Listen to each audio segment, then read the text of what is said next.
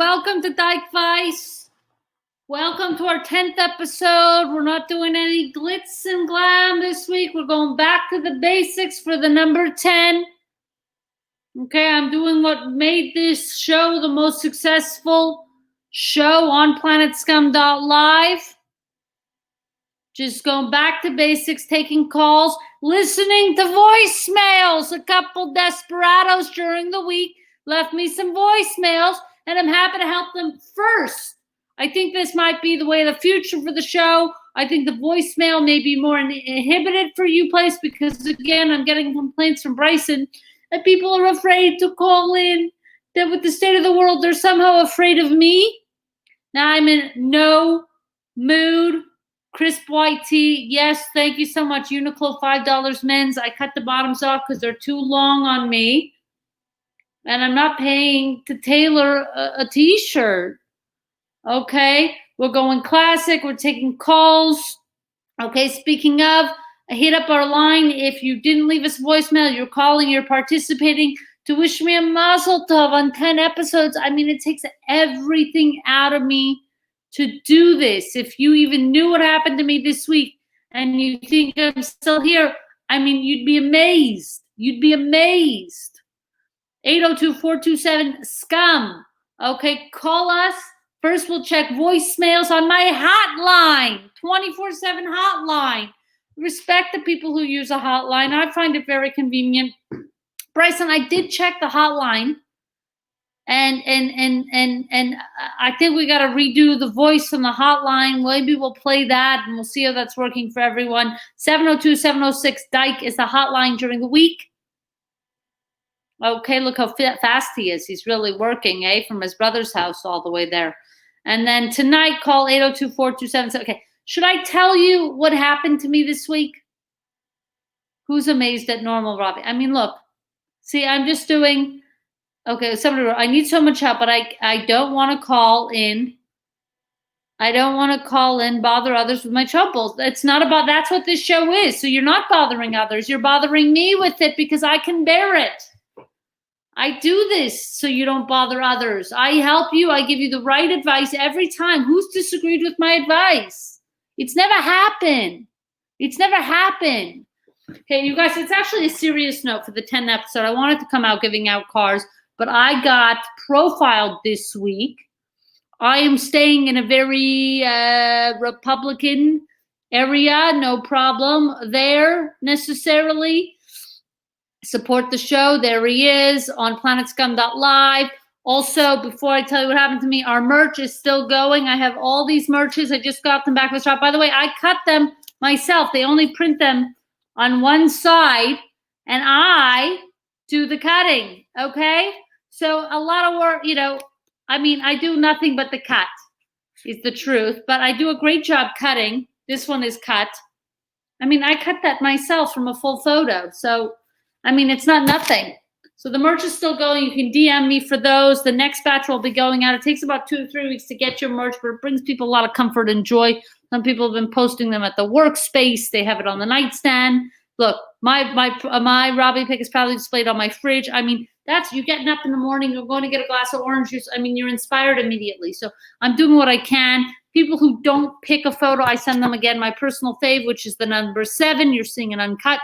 The number 7, because again, I think you got the hat, the diploma, and the smile. You really can't beat best bang for your buck. So what happened to me was I'm trying to enjoy this country house that we got to hook up to. Now, the country house is in a bit of a dicey area. It's a little bit not people think the mask is a conspiracy here. It is wild what's going on here. Normally, I don't even go outside. But then, but we have access to the lake, and I haven't been to a lake in years. I'm trying to take it in and enjoy the outdoors. And I went on like a surfboard, like a boogie, like a boogie board. Who knows what this is? The boogie board. Okay. Anyway, like Jen Aniston, she stands on one and then she has a paddle. Okay. A paddle board. Yes. Okay. A paddle board. Okay. So I'm on the paddle board. Now listen to this. So I look very gay on the paddle board. Keep in mind, I got the Oakley hat on. I'm wearing a long sleeve shirt. I don't need to be burned in the sun. I'm trying to just do a little exercise on the paddleboard. I'm wearing, long shorts, and I got my Crocs on. But suddenly there's a boat nearby that is watching me the whole time. They watch me get onto the dock, and then they watch me depart from the dock. And then as soon as I depart from the dock, they put their sirens on, and it's a police boat. It's not even police, it's Department of Natural Resources. And the guy was so horrified that I was a lesbian. It was wild the way that he basically was like, or that I'm a dyke or whatever he thought I was, because I didn't even clarify what I was, but I could tell he thought I was. And basically was like, what the hell is this? What are you? And I'm like, I'm Robby. And then basically, I'm feet from this dock. They go to me, where's your life vest? And I'm like, it's right there, basically at the dock.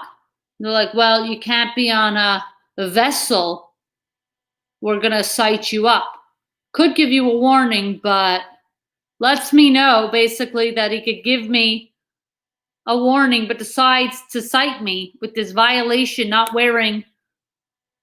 And the way the guy was talking to me was like this. Like he was like, he brandished his gun like this to be like, I could, letting me know that he could also do something else to me. I don't even know what he was thinking of doing to me. But, he spoke to me very rudely. I'm not conveying properly. And basically, nobody on this lake has ever heard of a citation for not having the life vest. Maybe on a speedboat. But keep in mind, guys, I was basically on a surfboard. I could have been swimming there. I could have been swimming without a life vest and they wouldn't have cared. I could have been swimming without a life vest just in the lake and using the board as a flotation, which it is, and they wouldn't care. It was an extreme excess, an escalation. Could have given me a warning. Marked my gender as unknown on the citation as an extra FU, whatever was doing. It basically ruined my day in the water. And it's a paddleboard, exactly. It's like I could have been swimming. A vessel. I mean, these people are out of and it was because they noticed that I wasn't local to the lake. They were basically very inquisitive about why I was on this water and whose house and whatever. So thank you, Chelsea. Appreciate the comment. So yeah, it just made me feel bad, giving me this crazy citation. Instead of letting me just turn around, I was like, oh, okay, cool. I didn't know I needed a life jacket for this paddleboard. I can just literally turn here and grab it. They were like, don't go anywhere. So they acknowledged that it would be unsafe for me to not have the life vest, but don't let me grab it. Leave me waiting in the water for 10 minutes as you don't tell me what you're doing, and finally serve me with citation. So you hold me, detain me without reason, didn't tell me why until the very end, and you kept me waiting unsafely in the water when I could have literally. The biggest threat to me that day on the water were these guys pulling me over with their with brandishing and being very aggressive in their demeanor to me. That was the biggest threat to me in this water. They were not keeping me safe. They were threatening and making me feel very unsafe and alone and without any recourse. So anyway, I'm thinking about doing a complaint. We'll see where I get to. And it's just, look, Eric, that's a great comment. Nice to know they're taking a break from harassing protesters and have moved on to harassing harmless swimmers. Radical. I mean, it's wild. If you do think it's unsafe, the life jacket's right here. Let me grab one. Also, I swim that distance times 10 without a life jacket. The fact that I had the paddleboard, it's a flotation itself. The whole thing is so extra and excessive, and they've lost sight. They're supposed to protect the lake from oil spills and God knows what, and people throwing cans in the water and drinking and all this stuff. I'm trying to get a little exercise on the lake. Anyway, call in 802-427-SCUM. I'm happy I have this talk show. You know what? Sometimes I'm happy that I have an outlet to talk to you guys and tell you about this stuff.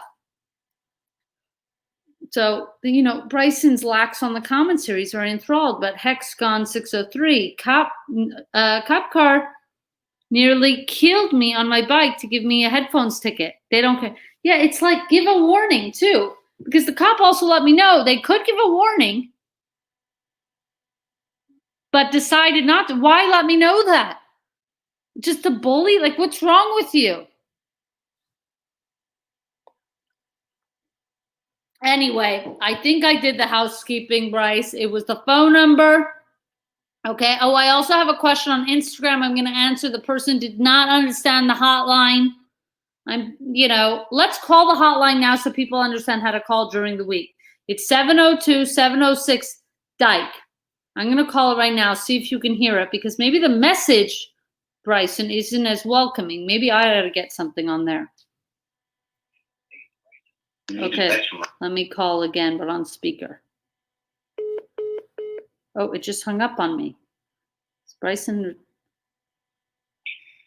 Hey, it's Bryson. If you need advice from Robby, leave us a voicemail. We might use it on the show. Bryson, that is the scariest message. It's something needing help. It's something that I've been meaning to talk to you about. Yes, absolutely. We should have your voice on there. It's just that when I set it up, I needed to make it something. I should have set up my apologies for it being me.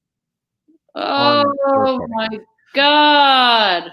I'm sorry. Okay. Anyway, guys, don't let Bryson's voice deter you on the hotline. I will be getting to all of your voicemails.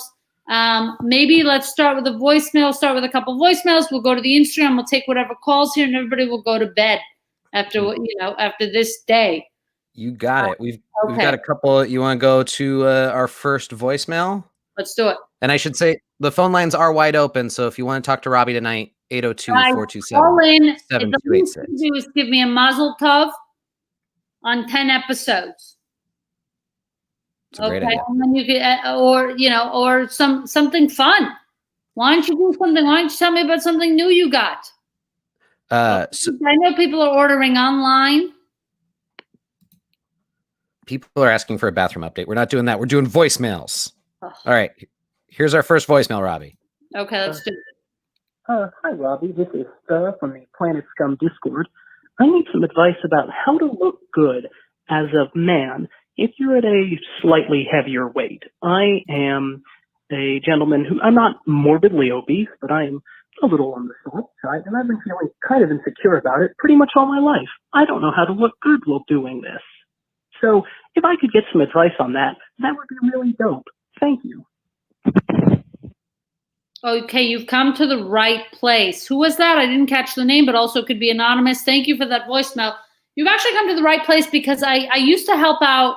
I do a lot of help with males fashion, as you guys know. I've helped a lot of people out. But even before I did anything like Queer Eye, with my 5 brothers, I used to take them shopping. My brothers would get a little bit of cash, and they would say, hey, could you take me shopping? I got to buy this or that, starting, a new year at school or whatever it is. 3 of my brothers are very slim, are very thin people, and 2 are pretty large. So I actually happen to have a lot of experience with this. What I find is the best look, and again, I would have to know you, but I think this generally looks for larger men, is wear a t-shirt, whatever t-shirt you want. Some large men tend to go with a very large t-shirt to they're insecure about their body. Don't go too large. Get something that fits you. Okay. I think show off the body a little bit. Get comfortable with your body a little bit. I think the larger, it makes you feel like you're drowning. I think show off the body a little bit, any t-shirt, and you can wear a long sleeve, button down, open, like a jean shirt, open. So if you were just wearing this white shirt like this, any white t-shirt, as you know, I'm a fan of the white t-shirt, so a black t-shirt, neutral colors, then you can have fun with it, whatever layer you put on top. So a long shirt, don't button these, keep these open, keep it casual, and never button the shirt, leave it open. Okay, leave it open. Thank you. Of course, keep that shirt white and crispy. This is a $5 shirt.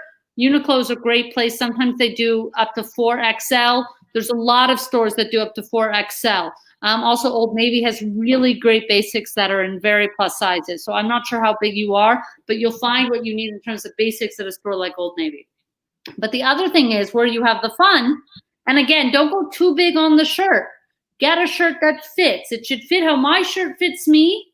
The shoulders is how I want the shirt to fit you. I don't want you to go extra big and feel like you need, you could feel the shirt on your skin. I think that's nice. And then any shirt you want on top, that one, again, don't go too large, don't go too tight. Make it comfortable, make sure the shoulders align. That's how you know a shirt fits. And just wear it like that, wear it open. Very casual. You can do the same thing with short sleeve shirts for the summer. Okay, and if you're really hot, take it off, and then you're just in a crisp t-shirt. Obviously, most people like to dress up a little bit, a crisp white t-shirt. I'm just doing this, this online show from home, but if I was going out, I might not just go out in this. So I understand. You can get the short sleeve ones. Oh, look, we got Jambo Moose 61. It's a bigger, I can confirm this is great advice. Thank you, because this has helped my brothers out, 2 of them out. And I think the look just is universal. It looks good on a lot of guys, and it also makes my brother feel good. Robby is right on. The fits correctly doesn't mean super tight necessarily. Exactly. Make sure it's not a muscle shirt. Okay, I know a lot of big guys are insecure about too much showing. I'm not saying get a tight tee on, okay? You don't have to wear some Fabio at the gym shirt, but something still that fits, not too bulky and big on you either. And then whatever shirt you want, I love a classic jean shirt on top, a chambray, which is a lighter jean. You can do short sleeve, and there's just so many. You can have a seersucker shirt. You can have whatever. A lot of vintage button downs look really good. You can go to any secondhand store and get even something like a nice brand like Ralph Lauren. Sometimes they have all the different nice plaids, and they're like $10 because they're secondhand. They look great over a white shirt. Don't button them up. Keep them open. Keep them casual. As far as pants go, I would say the same for pants. I like to keep things simple. I would say get a dark blue jean and a black jean. This is my advice to men of all sizes. I would say get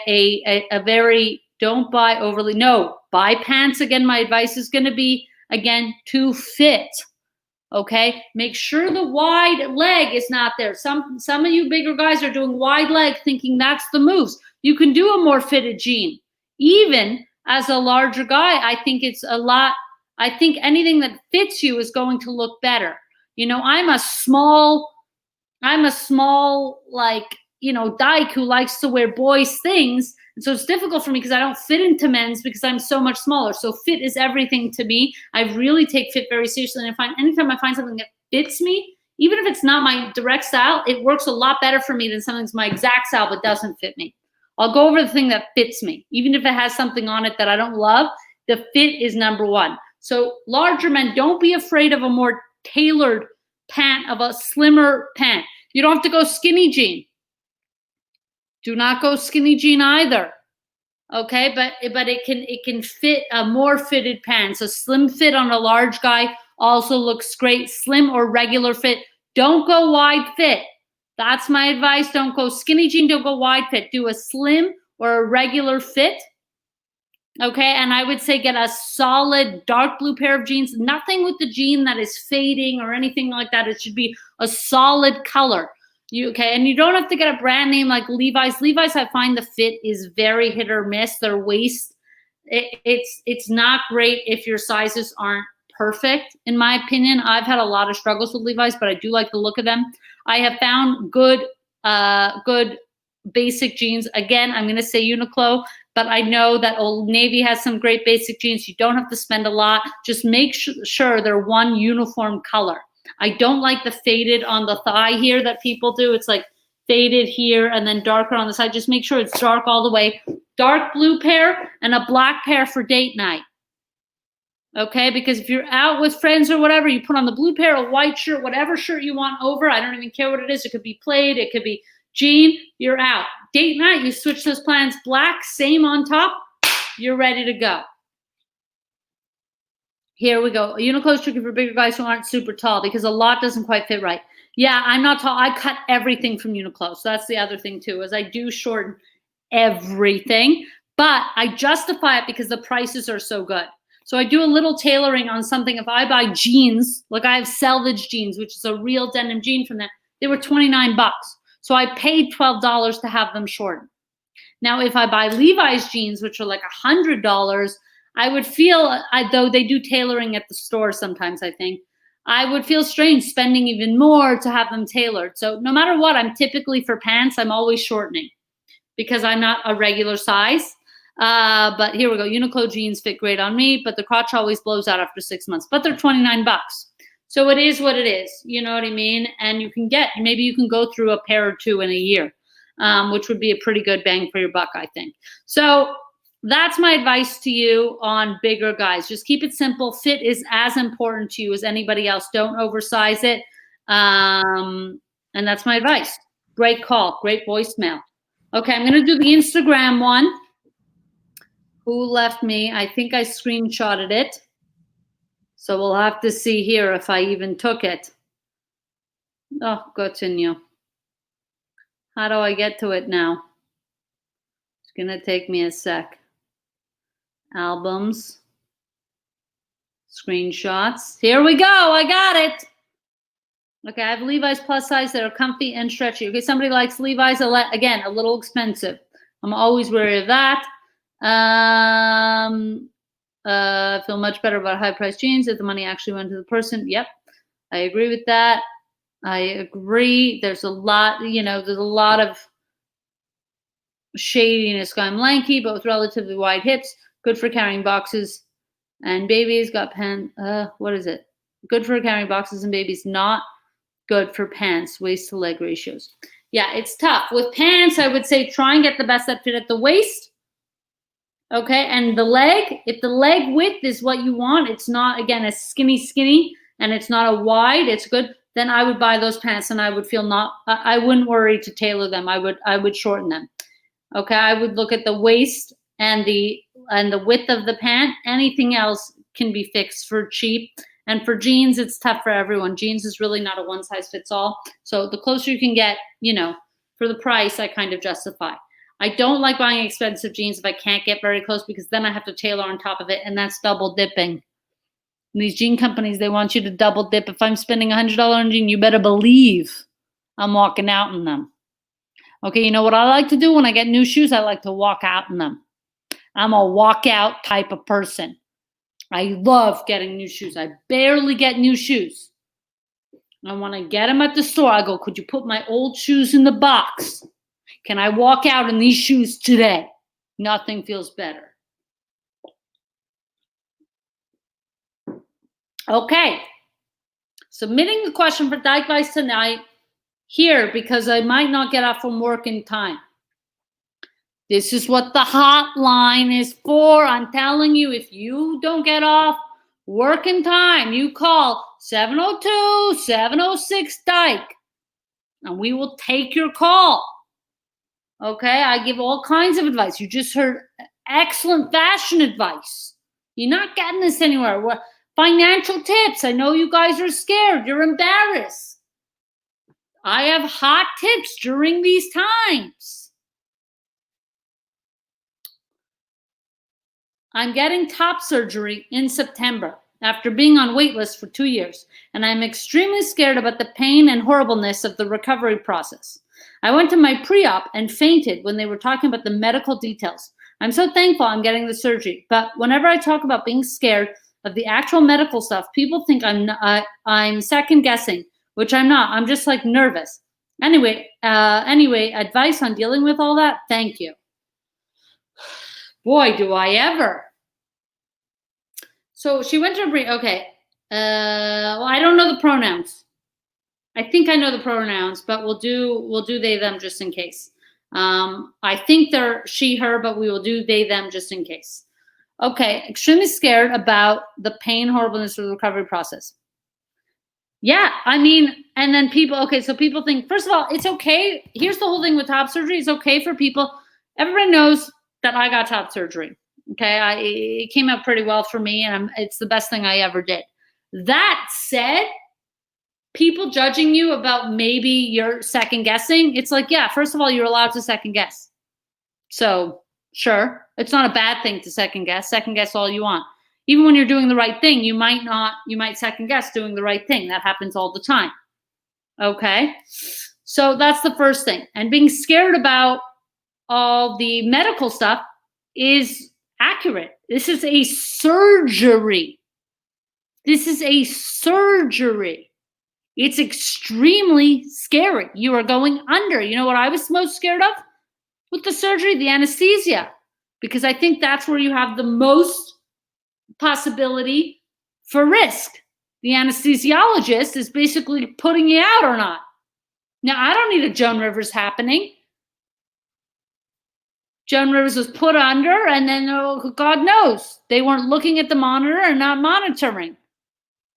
I was on the table saying, by the way, I don't want a Joan Rivers to happen to me, so give me a lot of it so I go to sleep, but not too much that I don't wake up. I'd like to enjoy my top surgery. Thank you very much. I think the medical stuff of it is really underplayed in the top surgery. Not so much up into the surgery. First of all, up into the surgery, again, remember, you're doing surgery. I remember this most when I was doing my pre-op. I had to go and get okayed for surgery. I didn't even know you had to do that, but you got to get like blood work, and you have to, like, they do x-rays, and they make sure that you are physically able to withstand the surgery. And this really put it a new perspective in my mind, because I was like, wow, I should, you know, like, you can't drink before surgery, you can't smoke before surgery. I took all of this extremely serious. I like to have a beer. I didn't do that at all. I didn't have one. I didn't do any of that. I didn't smoke at all. I did nothing. And I also, it pains me, I hate doing exercise.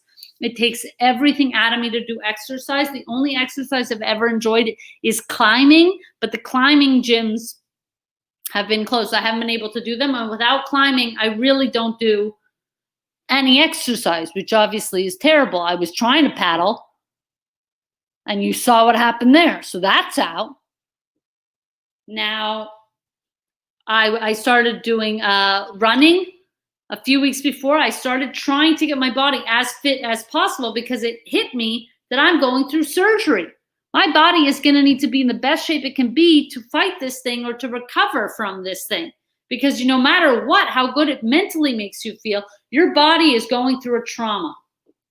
You're traumatizing your body. It is not congruent with your head right away.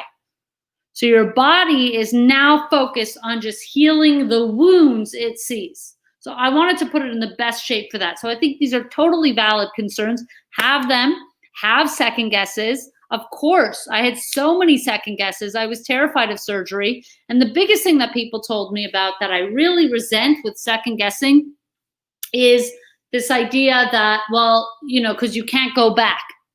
You can't change your mind, right? Once you do this, it's forever. And so that's it. You can't go back.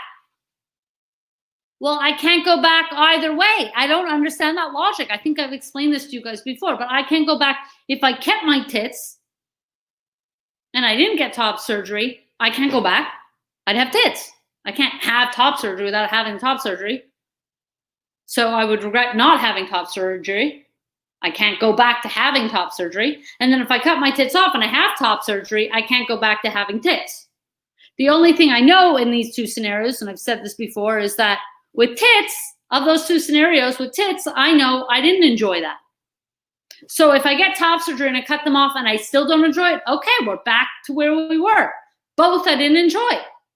So fine, I'm okay with that. I know for a fact with tits I don't enjoy it. I don't know with top surgery if I'll enjoy it. I think I will. And I'll tell you something. I enjoy the fuck out of it. It's the best thing I ever did as a treat to myself, to just enjoy the comfort of your body, whatever that is. I don't judge it for people. I think surgery is a major consideration. I thought about it for a long time. I'm somebody who was wearing sports bras and binding and all this for a very, very long time. I even with top surgery, when I knew of top surgery, I said, okay, you want it? You're going to wait a year. At a year, I said, you're going to wait another year. I waited 2 years of thinking about it before I made the consultation, and I don't regret that at all. I love to have a thoroughly thought out decision. Time is very helpful for me. I tell people with a tattoo, if you want a tattoo, okay, great, wait a year. If you still want that tattoo, get the tattoo. But some people are very quick and easy with their body, not me. I take it very seriously. So this question, I don't think you're being unreasonable. I think it's totally valid. You're going through surgery. It's a medical concern, and you are concerned medically, as you very well should be. That said, you can ease your concerns by picking a good doctor, picking a good hospital, eating your fruits and vegetables, making sure you feel good, and having the solace that most everybody who does this has a great result and comes out the other side feeling better and greater than ever. I will say this as an addition. What they don't feel better right away after.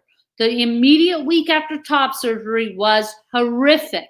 I don't want to scare you. It's still worth it. I would do 2 weeks of it. But you are bound extremely tight with an ACE bandage that maybe is the size of this house I'm in. Okay, look at this. We're getting great comments here in Bryson's, okay? It has the highest success and satisfaction rate. Exactly. I wasn't worried about the surgery, just like I wasn't worried about, getting your appendix removed. They're both surgeries. They both have a high success rate. So I was good. Still, I would be afraid to do a surgery because it's still surgery. Surgery shouldn't be like, going for lunch. It's still surgery. Now, the week after, I was so compressed. I can't even breathe thinking of it. I'm like, you're compressed with this ACE bandage, tighter than any binder, anything you've ever had in your life on. It's like 10 binders at once, and it's 24/7. You sleep in it. It's for a week. It's 24/7. I think most surgeons do something like this, if not this exact thing. I went to Dr. Garamoni in Florida, and this is what they do. Okay, and I am wrapped up. Okay, and it was really brutal. That became, you have to sleep upwards. You can't sleep lying down, which was really like you feel like you're going delirious after a few days. You're not sleeping. You're barely eating. You're on all this medication, though I'll say I had no pain. They give you some very tough pain meds, like a Percocet. I didn't take any of that. I didn't need it. So, but they do give you a bottle of it, and they prescribe it as needed. I actually was fine with a couple Tylenol. I had no pain. I had severe itch. The itch was outstanding from this ACE bandage, and you can't reach it. It's so tight. You're taking pencils and you're itching, which is not good. You can't scratch anything, and you're itchy of all kinds. Healing itself is a very itchy process. I hate itch. I'm a very anti-itch person. It's one of the worst feelings to me is itch. And I had it like crazy for weeks with itch. Anybody who was in my life at this time heard about the itch. And that is with any healing of surgery. Nobody told me about this itch. I'm telling you about the itch. It is real. Okay, now it's not a concern. It's just very uncomfortable. Just want to make sure I got to this point. I'm getting top surgery September after waitlist for 2 years. So clearly thought about it. I respect that. I'm extremely scared of the pain and horribleness of the recovery process. It's scary, but it's not as bad. I made it seem worse. But I would rather you be pleasantly surprised than unexpectedly in pain. I think after hearing my review of it, you're going to have a swimming time. Itch is your damaged severed nerves healing themselves. Exactly. It's terrible. Pain and horror of the recovery process. I went to my pre-op and fainted when they were talking about the medical details and something while I'm getting surgery. Whenever I talk about being scared of the actual medical, people think, second, I'm just nervous. Yeah, it's normal to be nervous. The recovery is only brutal for like a week. And then and also even in that week, I was chilling, laughing. I had two very good friends. Shout out to Natalie Norman and Galia for coming with me and taking care of me. But I was chilling, laughing with them, watching movies. So it wasn't as bad. I just hate itch. And I was uncomfortable trying to sleep on my back. I would say there's a lot of people who tell you to buy a lot of different pillows and this and that. I didn't need anything special. I didn't go out and buy the pillow for the the airport is the only one you need. The plain one behind here, but I didn't buy any of those Body U pillows or anything. I just use regular pillows and stuff my sides. But yes, you want a neck pillow for sure. That helped me with the trying to sleep at night. I would just go like this on the neck. Picture there's a neck pillow. The only extra thing I bought, and I didn't even buy it because somebody had it, was the neck pillow. Okay. Okay. We'll take the calls. That was a great DM. Again, next time, just hotline me. Okay. We got a bunch of calls. Let's get through them. Okay. We've got Anonymous from Washington, D.C. Speak to me. Hello? Anonymous, you're on the line with Robby. Oh, hi. Can you hear me? Mm-hmm. Hey, congratulations on your 10th episode. Thank you so much. Exciting, Sarah. You had a hard time earlier with paddleboarding. That's ridiculous. Could you imagine? I'm trying to do a little bit of exercise, and what are they protecting the lake from me? Yeah, I guess. If you had a flotation device, the lake would be a little bit more protected from you, I guess. Yeah. Wow. See, Robby is a sweetheart. Colin. Thank you, Stephen. How can I help you, Anonymous? So I guess I don't know if you give advice on anything, but job stuff has been weird lately because I work at a extremely nonpartisan place where you're kind of not allowed to have opinions on anything, but we do a lot of good work, but it's very frustrating, especially these days. You can't say anything. So Right. I don't know. I guess it's just I don't know. I'm glad to have a job, but sometimes it's I don't know if it's worth it. The stress of that. Is that why you're calling? I don't want to cut you off. Yeah. Yeah. No. No, I go mean, ahead. that's totally fair, and I've heard that from people, just peer groups and stuff, people who work, politically to some extent. But are you allowed to? Do you have any work friends where you can shoot the shit privately? Yeah, that's kind of what I've been doing, honestly.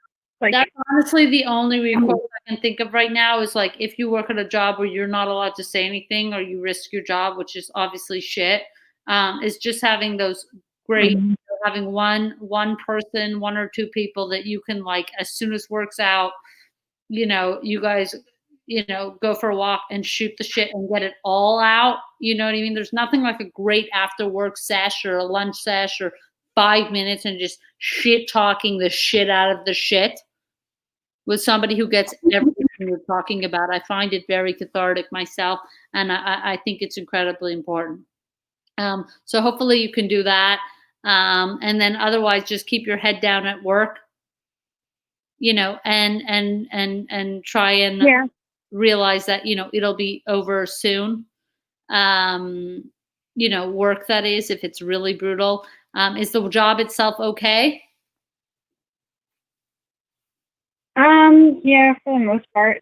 I mean, I don't know. I like the work. It just sometimes can be frustrating when I feel to give one example, I'm a chair of a diversity and inclusion work group, and we're let's work on this event about health disparities and coronavirus, and some from one of the ethics officers is hey, you can't talk about being an ally to different groups because that sounds partisan. That sounds like bullshit, but I don't know, just stupid.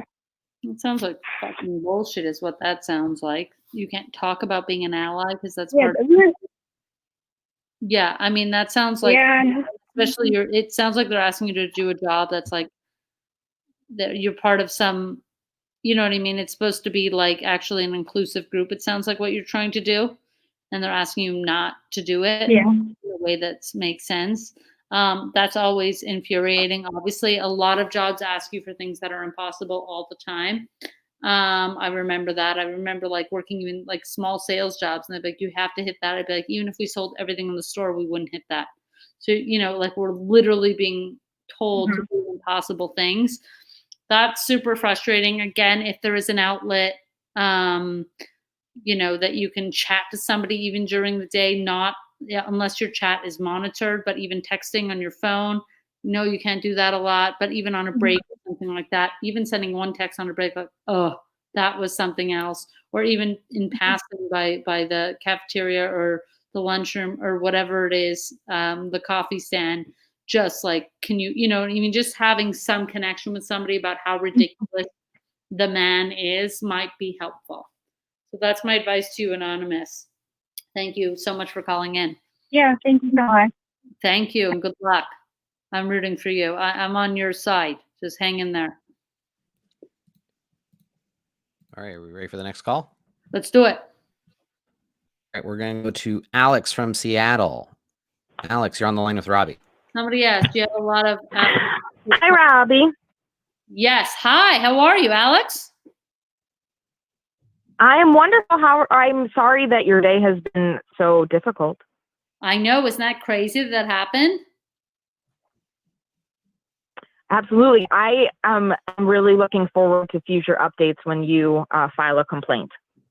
Yeah, we will keep you posted for sure. How can I help you, though? I am experiencing a lot of worry right now. Okay. I'm worried about Bryson, and I want to make sure that he's doing okay, given all of the information that you've given him. And is he following your advice? Is he okay? He's not following because he's still in all of his graphic tees. I happen to like the one he's in today because I like that restaurant, Cantor's Los Angeles. It's a Jewish deli, so I don't know if it's anti-Semitic that he's wearing that. It seems like he's trolling me. So it's likely. I mean, yeah. Right? Like we've gone through it with him. The shirts, he has so many. He's refusing. He hasn't given away a single toy, and kids are at home right now, and they don't have absolutely. People could use these toys. Robby, I'm gonna fess up to something before the chat outs me. You want to know something that you're gonna hate hearing? What? So I'm up with family, and my folks had just cleared out their garage, and they provided me with a bunch of old toys, which I hope you're promptly donating.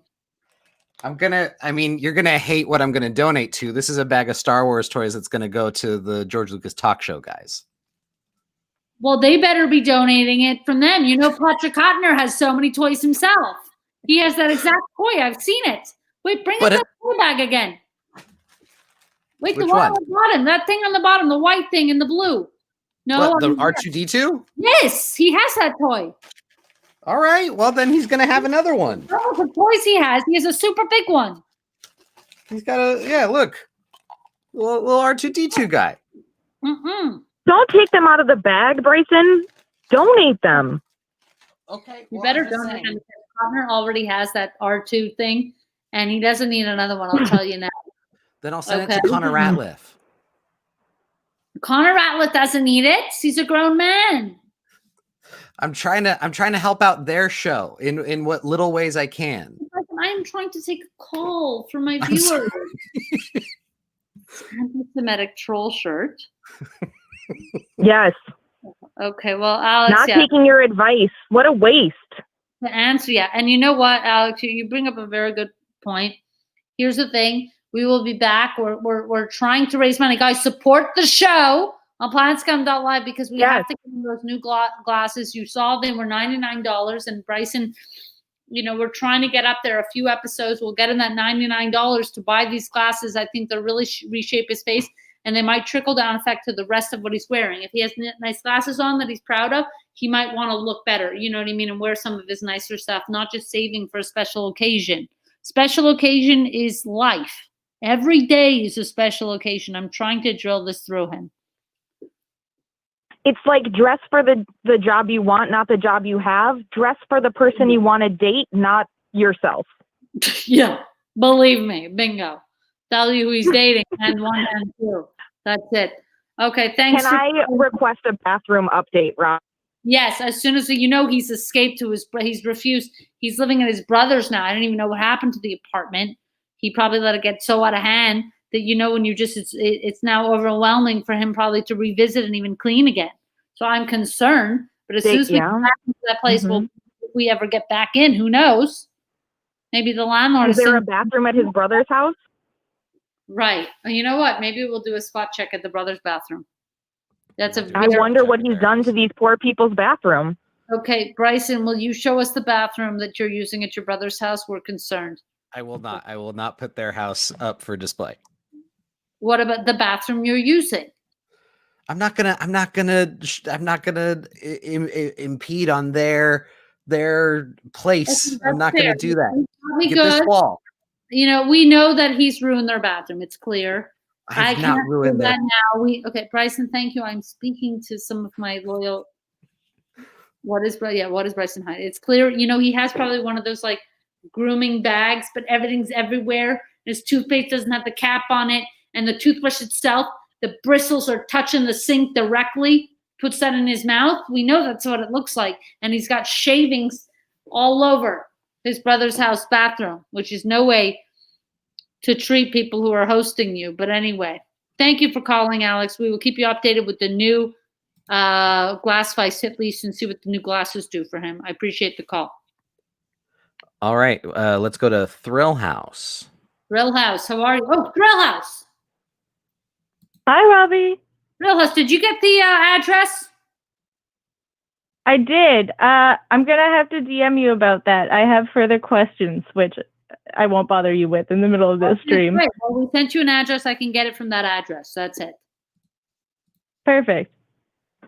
Thrill House made actually, to be... I'm very excited for the next hat vice. I'm so excited for you to get it. And honestly, this couldn't be coming at a better time, Robby, because this kind of fucked up thing happened last night.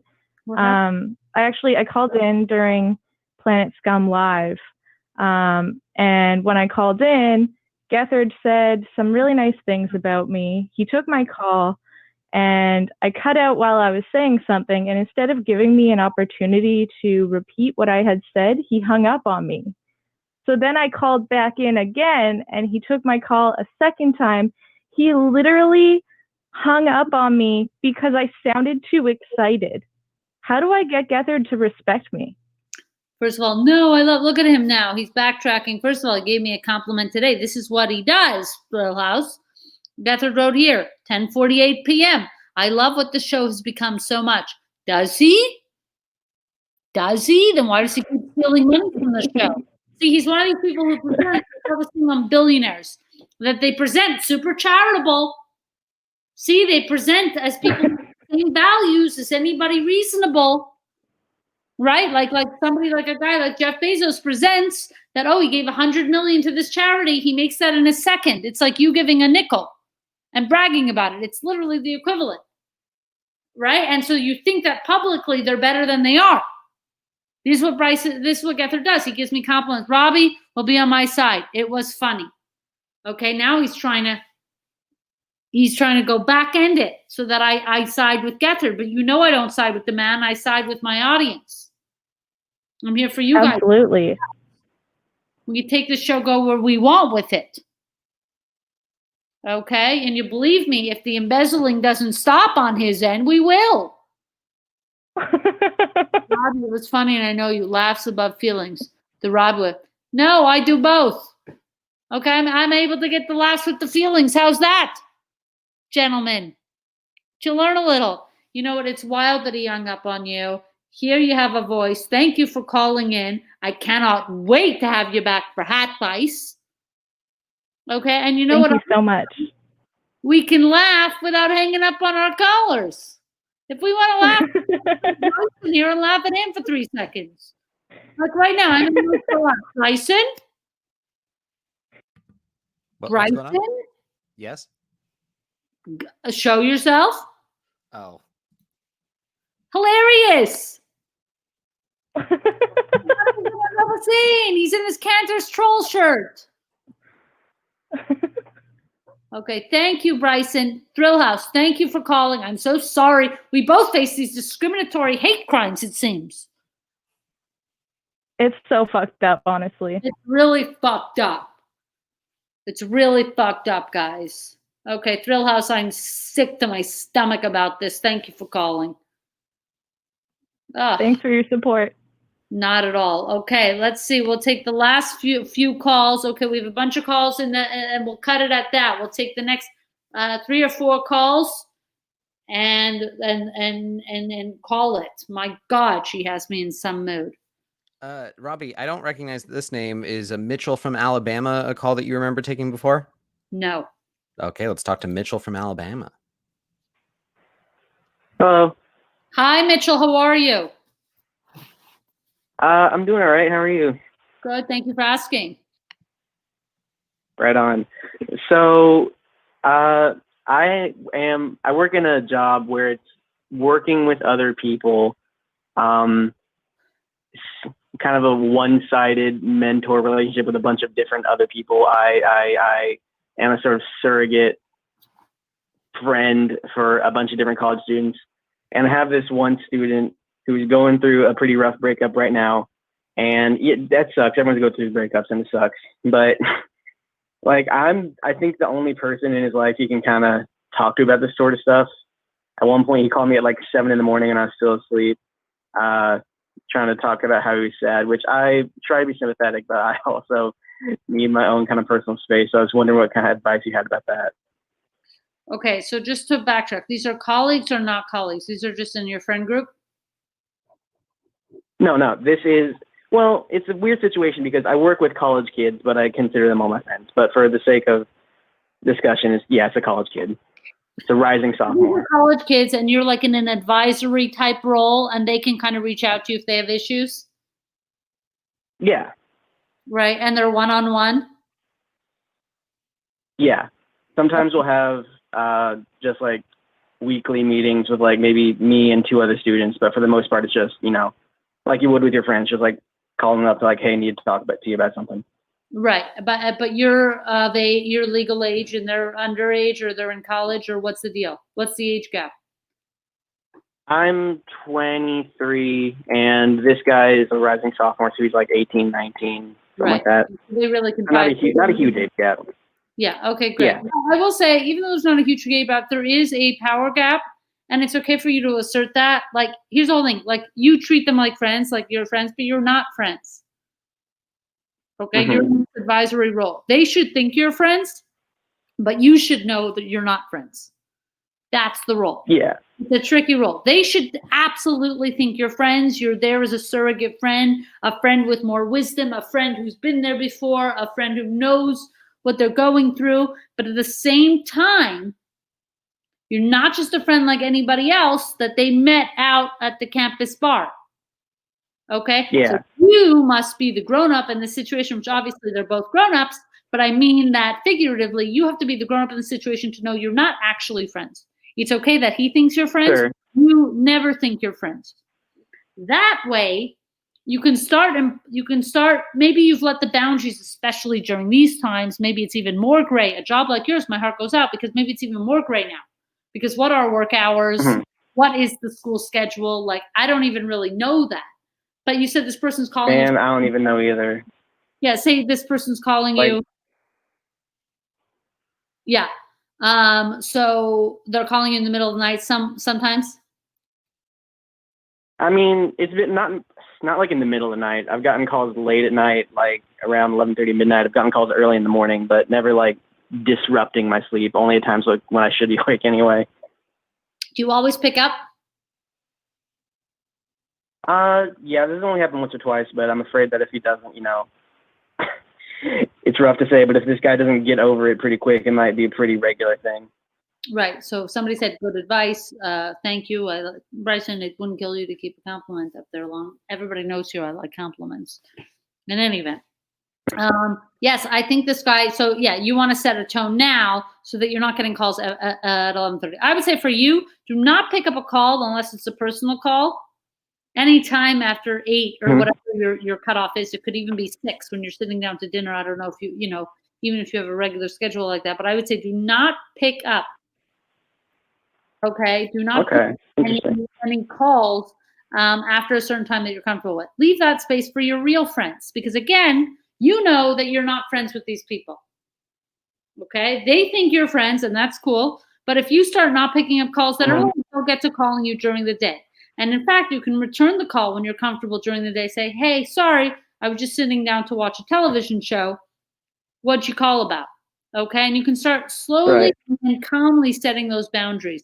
hey, I was actually having dinner, wanted to return your call. And you can do it at a time that's appropriate to you when you're, so to speak, on the clock. Okay? You got to have them down. Okay. I think, and you start setting those boundaries. I think I can do that. So boundaries. You have to start setting them. Okay? And so that you don't have all this guilt and stuff. Now, if these calls are about something very dangerous, or they're, these kids are on the brink of something, they might need somebody more than just speaking to you, right? They might need some other resources that you point them to and help them to, so that this doesn't now become all on your shoulders as somebody who's trying to just alleviate student issue. You know what I mean? Sure. So that's what we're trained to do in this job. Yeah, I know what you mean. So I want you to also be 23 and fun and whatever, and just start setting those boundaries.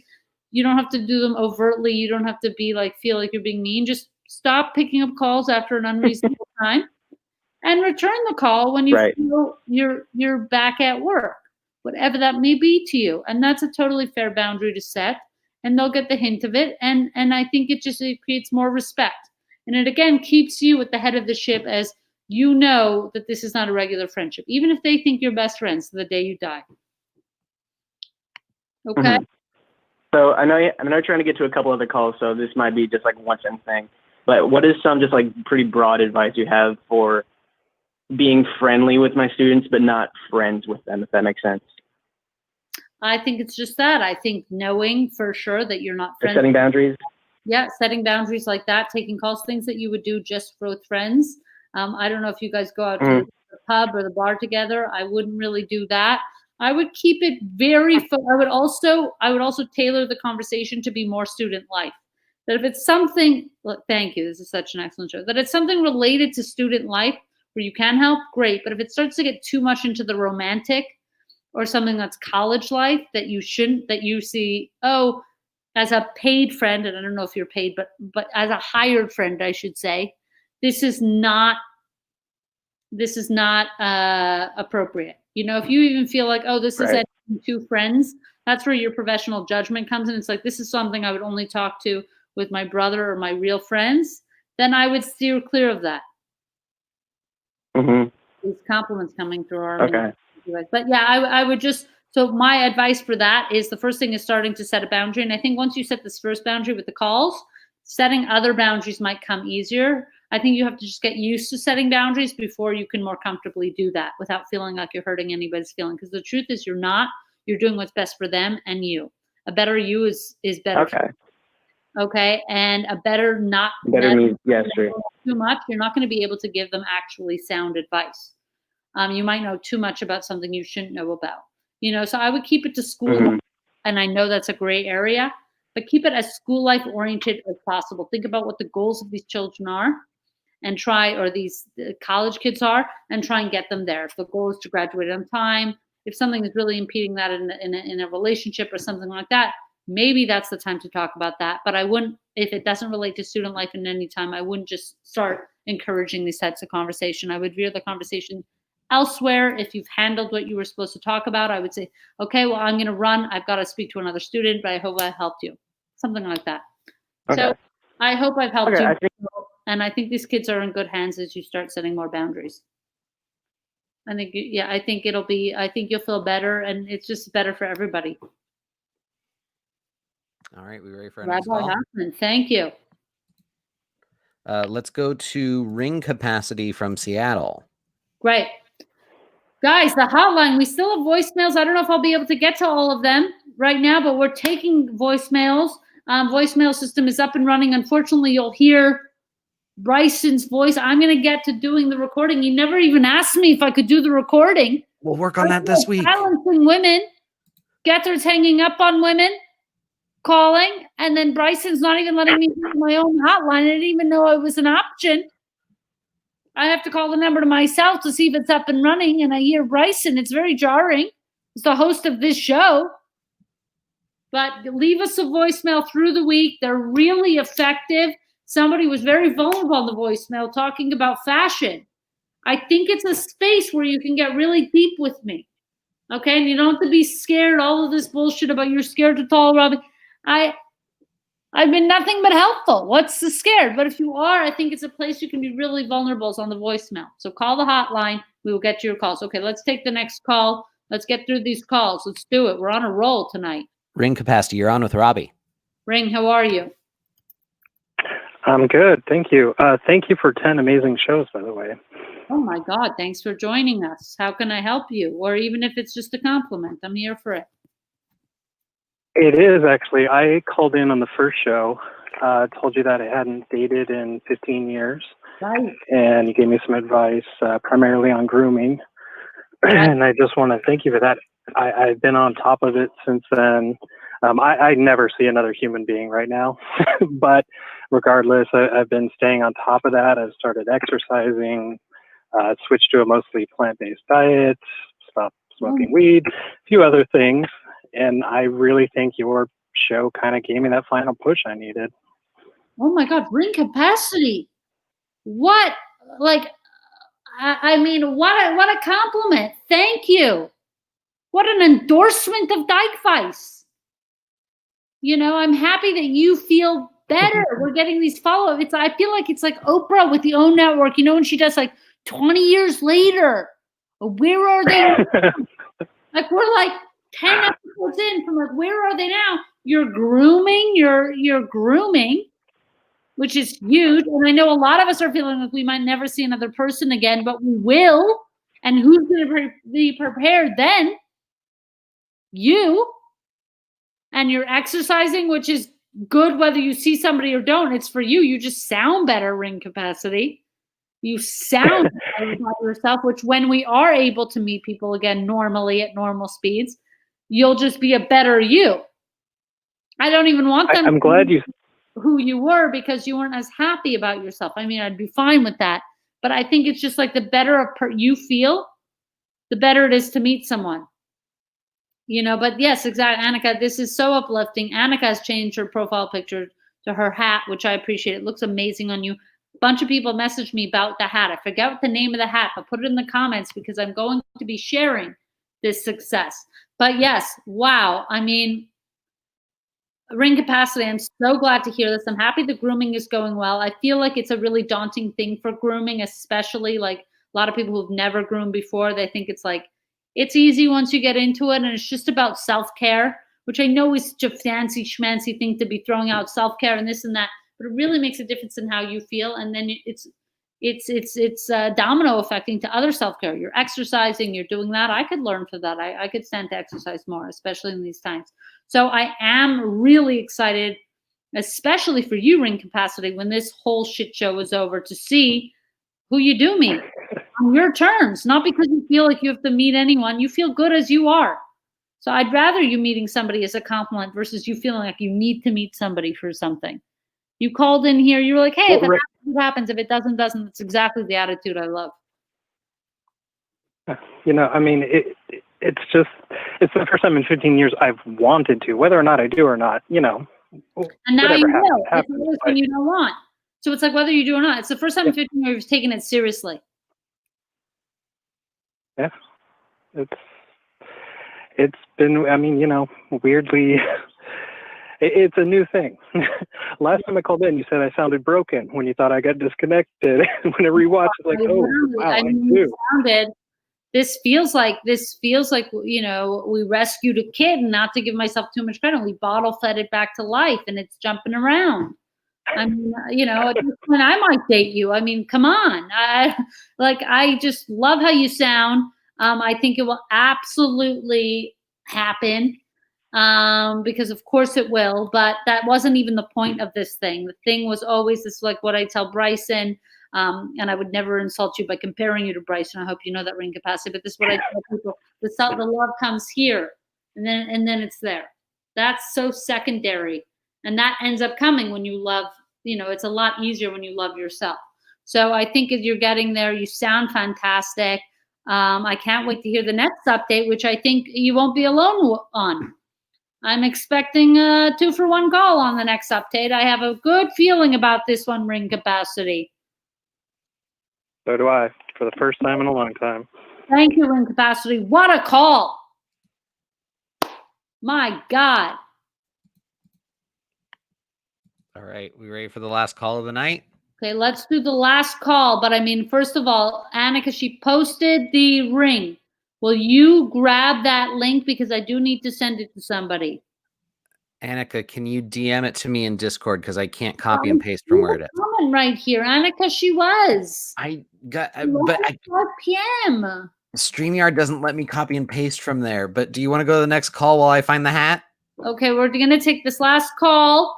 I mean, what a show. What an endorsement. I almost felt like ending here. The last call. You have a lot to live up to. Let's hear it. All right. We've got LG from Rhode Island. Hey there. How are you? I'm doing well, Mazel on 10Fs, Robby. Oh, Congratulations. And also, thank you just so much for sharing what happened with the water cops. I really appreciate that. I've been in similar situations, and I, too, look forward to any updates that you feel comfortable working on. Is everybody who lives on this lake is actually really nice. And we've never heard of somebody getting a ticket. Like, we've heard people who on a speedboat, they get stopped by the boat by the Natural Resource Police, and even blitzed out of their mind. They're like, hey guys, can you actually just stop drinking? They got off with a warning. So you have to do such mental gymnastics to think I didn't get cited being a foot from the dock, on the property I'm on. I basically was in private property still. That I'm not a duck. It wasn't because I look like this, the way they were talking to me. Well, you weren't wearing a life. They don't bring up. Yeah, they don't bring up things they could or could not do just to bring them up. They they're just flaunting their authority out there. But I appreciate you saying that. I thought I would thank you by sharing a late to work story, if that would be okay to end the evening. Let's end on a late to work story. All right, so I'm on disability. I think I've messaged you before, and I can only work for 2 different places. The government literally is like, all right, you have permission to only work for these 2 different places. And one of them is a local teaching hospital. I'm a medical and behavioral simulation specialist, which basically just means I'm an actor. I'm an improviser. I get paid to teach bedside manner to doctors, residents, nurses, midwives. It's great. Wow. But one of my coworkers was super late. We didn't hear anything from them. We're like, all right, this is weird. We're all back as contractors in the hospital for the first time in months. And we hear Code Stork in the lobby over the loudspeaker, which I don't remember all of the, you hear Code Blue and Code Red and all this stuff. Code Stork is somebody is giving birth in a place in the hospital where they are not signed up to give birth, i.e., the lobby where people are trying to check in, or an elevator. Wow. Yeah. So I was very happy. I didn't have to do all of this with this guy's other lines because a beautiful miracle occurred. I don't know. I would hope that if I am ever late to work, I'll just, steal his story. But I'm honest with you. It's not my story. It's his. Wait, I don't understand. You were late to work, and the coworker was late to work, but the coworker was the one giving the baby, or not?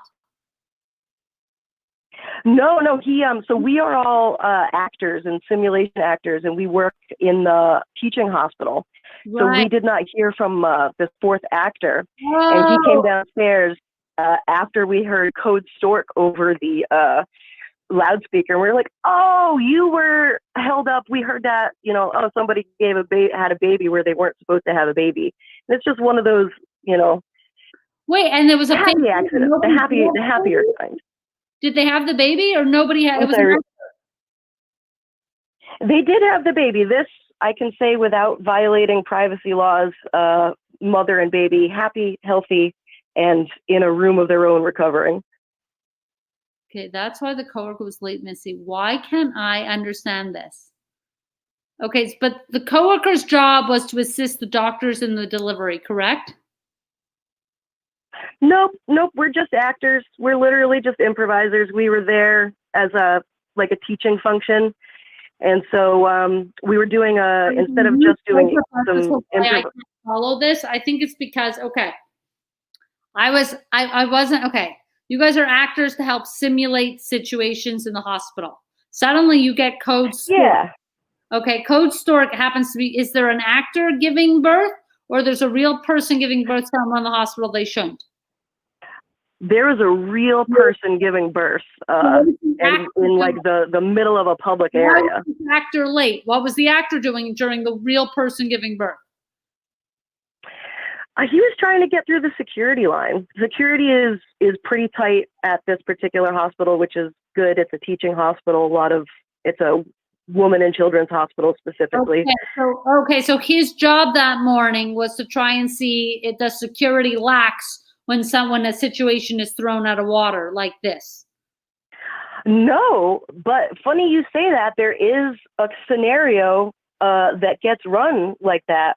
Where your job as an actor is to try to make it out of the hospital with we don't use a real baby, we use a mannequin baby, like in a backpack, and you are just supposed to try to make it all the way out of the hospital, and somebody is supposed to flag you down and be like, hey, you don't have a security badge on, are you lost? Listen, I know this story makes sense to somebody. Okay, I'm not. This might be the limitations to my McGill degree. We might be seeing it. We might be seeing. We might be seeing the limitations with the stork baby and the actor. I could understand. Robby, don't was giving birth. I could understand that. I could understand if the actor had to pretend to be the new crying baby. I could get there. I don't understand why the actor was late to work if not part of the situation. You're just late to work then. Yeah. I think if somebody like has a baby in front of you, you get like a free pass for being like, well. Oh, Annika. Yeah, I couldn't check in. Now it's because I was so distracted in the beginning. Okay, I think there was a holdup. I got it mixed up in the beginning. Annika explains it. I think there was a holdup at security because of the code stork, and so the coworker couldn't get through security. Is that it? Yes, Annika. Thank you. Yes. We will end on that muzzle tov. LG, thank you for calling. What a good story. Muzzle. It would have been, thank you for 10 episodes. Guys, remember, we still have our hotline 24/7. We have a bunch of voicemails in them. We're going to get to a couple each week. You continue to leave me a voicemail. I will change the message. 702-706 Dyke. You can leave me anything you want, anything more personal, anything you might be afraid to call in, even though I don't think you should be afraid to call in live. My merch is still going strong. Okay. And you can DM me for that. Again, the person who I promised the TCGS sweatshirt to, I don't know if I got a DM from you. DM me again if I didn't, because you get a free merch. You get a free number 7 photo. Put it wherever you want. I am Robby Hoffman. Follow me on everything. I'm happy I pulled through with that last story. I mean, with the stork. At one point, I was like, if a real bird doesn't get in this story, I may never catch on. Oh, my God. Okay, Robby, you got a new fan. Thank you. Oh, and look, we have the hat to end on. Thank you so much. This is the Simplicity Women's Roll-Up Striped. Look at all the different color options.